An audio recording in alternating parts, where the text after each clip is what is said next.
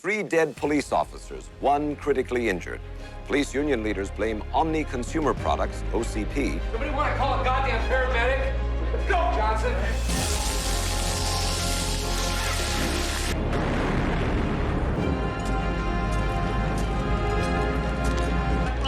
Please don't kill me, all right? Okay. The movie begins with a news channel in Detroit reporting the death of 3 police officers, with the blame laying on Omni Consumer Products, OCP, a mega corporation that creates products for every consumer's needs. The city of Detroit, overwhelmed by crime and its resources being spread thin, has contracted the OCP to fund and run the Detroit Metropolitan Police Department. The only police official to survive the shootout has identified Clarence Boddicker, an unofficial crime boss in Detroit, wanted for the murder of 31 police officers. Sought in connection with the deaths of 31 police officers. Meanwhile, police officer Alex Murphy has been transferred to the Metro West precinct. While he was settling on his first day, it was reported that the police officer who identified Boddicker had died. The policeman wanted to coordinate a strike against the OCP, but Sergeant Reed gave clear instructions, notifying the policeman that no strike was going to be allowed under his watch. Murphy is assigned to a new partner, Annie Lewis, and they go to the city. I usually drive when I'm breaking in a new partner. At OCP headquarters, OCP President Dick Jones has a meeting with various high-ranking members, where he introduces a new law enforcement droid that will replace policemen. The droid was massive and capable of firing multiple rounds per second. Jones wanted to give them a demonstration using a volunteer posing as an attacker from those who attended the meeting, but the simulation didn't go as planned. The droid malfunctioned and failed to receive an abort order, resulting in the death of the volunteer. I'm sure it's only a glitch. A temporary setback. After the incident, Bob Morton, an ambitious junior executive, steps in to pitch his new project called RoboCop to the chairman they call the Old Man. The chairman was very disappointed in the giant failure of Jones's prototype and gave an immediate green light to Morton, who was asked to present his proposal within 20 minutes, making Jones angry. Get your staff together, Mr. Morton. I'll expect a full presentation in 20 minutes.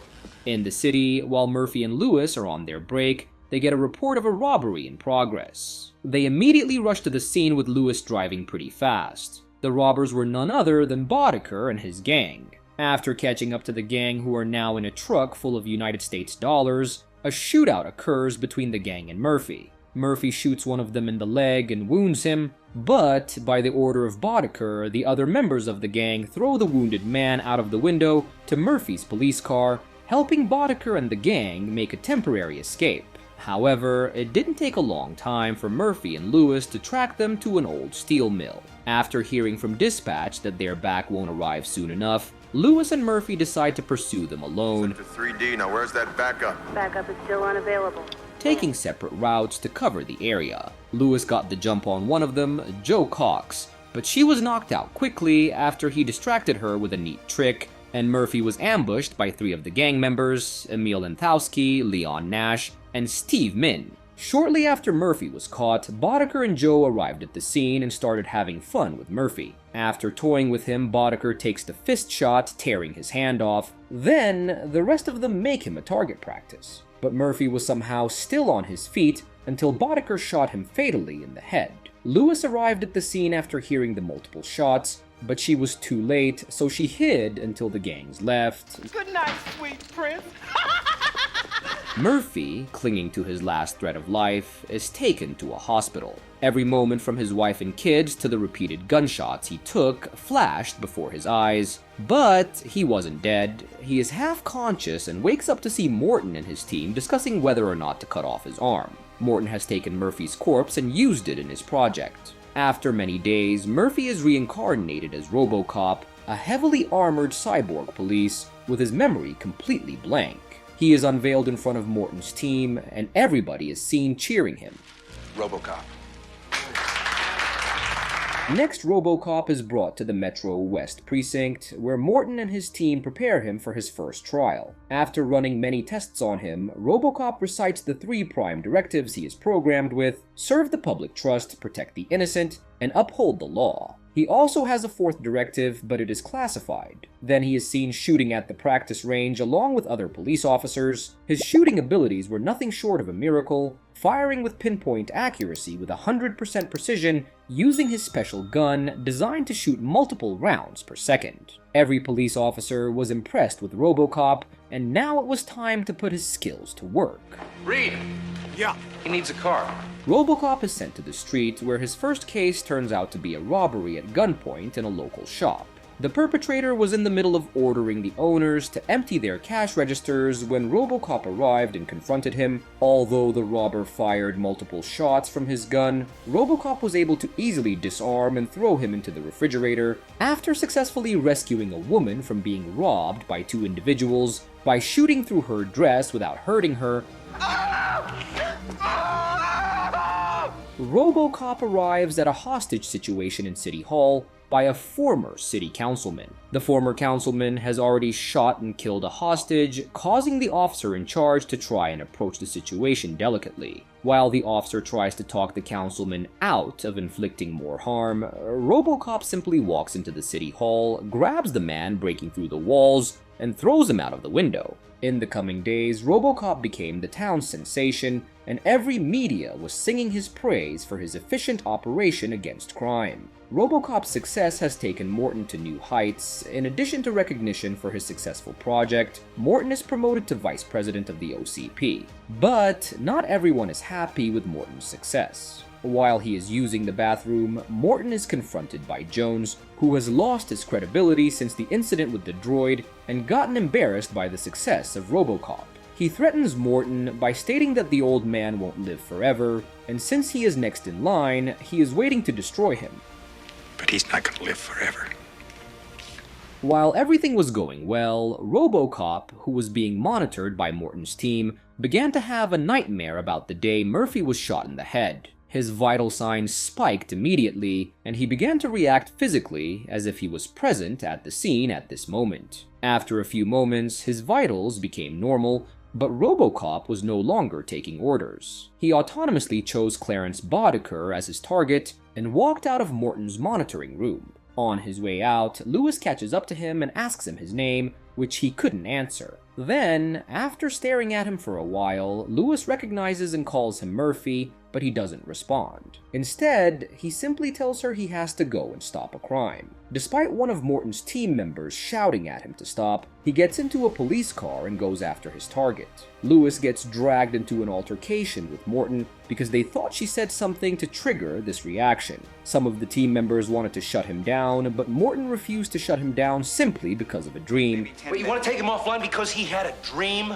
What, are you kidding? Meanwhile, while Emil Antonowski was in the middle of ordering free gas for his motorbike, pointing a gun at an innocent man, RoboCop, who was passing through the neighborhood, spots him and confronts him pointing his gun. Antonowski immediately recognizes him and starts shooting at him. He blows up the gas station and tries to escape from RoboCop, but he is arrested after RoboCop shoots his bike, causing him to leap in the air, making him incapacitated. After the arrest, RoboCop goes to the police station and accesses the database to identify who Antonowski is. He finds out that he is the known associate of Clarence Boddicker, the man he saw shooting in his nightmare. While inspecting the rap sheet of Boddicker, he looks at Murphy's address and visits the place. The place was empty, but he began to have flashbacks of his son watching a TV show of a superhero who does a trick with his guns. As he moved around the house, the memories began to get more and more stronger, causing him to get angry, an emotion he was not supposed to have. He goes to a party to find one of Boddicker's associates and drags him out by his hair. While having fun with some ladies, Morton gets a visitor at his home. It was Boddicker who came to kill him at the request of Dick Jones. After shooting him in the leg, Boddicker began playing a CD, which contained a message from Dick Jones. While the CD was still playing, Boddicker put a bomb in the house and left the place before the explosion that resulted in Morton's death. I'm cashing you out.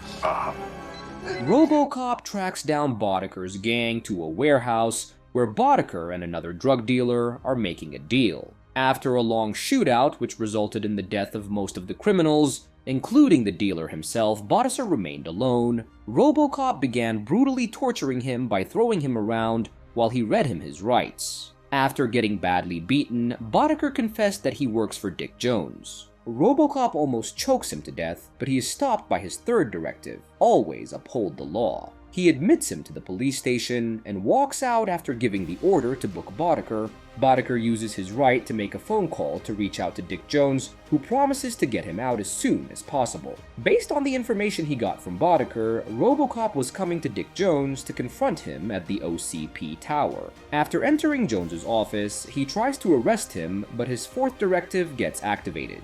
This directive was designed to stop RoboCop from acting against an OCP executive. Although RoboCop tried his best to override this command with all his strength, he got incapacitated. That is when Jones played his wild card. Jones had secretly kept the droid, and now he seems to have gotten it under control. A little insurance policy called Directive 4.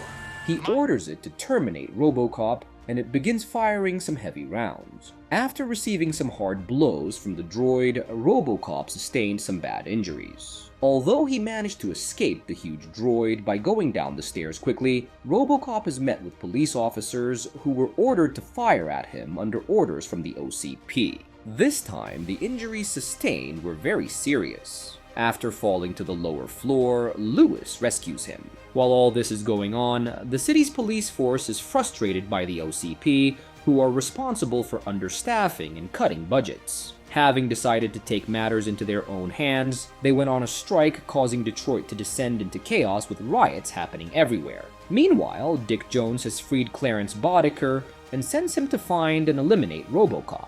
Boddicker is now equipped with some powerful machine guns thanks to Jones.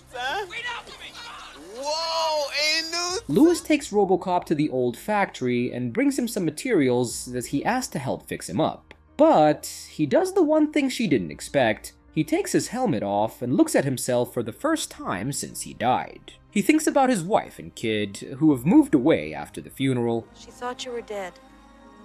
She started over again. After terrorizing the whole city with their heavy weapons, Boddicker and his gang are on their way to the factory with the help of the tracker designed to find RoboCop, who was doing better now. Although RoboCop could still move, his accuracy and precision with the gun have been affected to some extent. RoboCop and Lewis launched their attacks on Boddicker and his men and fatally wound most of them. Anatonowski was killed after running straight through a tank of toxic waste while trying to run RoboCop over, and Lewis gets injured after being shot by Boddicker following a car chase. Boddicker was killed after RoboCop stuck a knife while he was trapped under some steel bars because one of Boddicker's associates dropped them on him using a crane.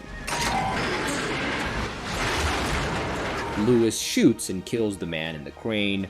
RoboCop removes the steel bar and goes after his final target, Jones, who is in the middle of a meeting at the OCP tower. He uses the heavy machine gun at the steel to destroy the droid, which is waiting at the entrance, and marches to the office. After RoboCop reveals Jones's involvement in the murder of Morton, I had to kill Bob Morton because he made a mistake.